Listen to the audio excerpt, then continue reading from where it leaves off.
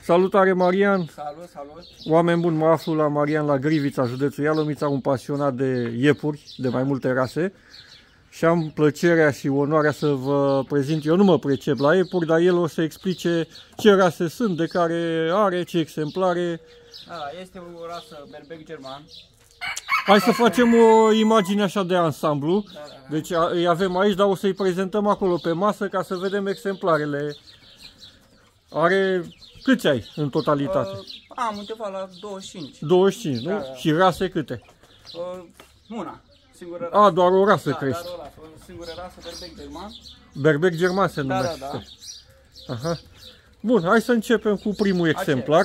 Este un mascul de 3 ani, crescut de mine. Un mascul de 3 ani? Da. Un albastru, culoare albastru, așa se numește. Foarte blând. Albastru. Da. Așa îi spune, deși el nu e albastru. Nu este, el ar fi un gri, dar așa se numește el, culoarea un albastru, da? Aha. De 3 anișori. Ia uitați ce interesant e, ce urechi are.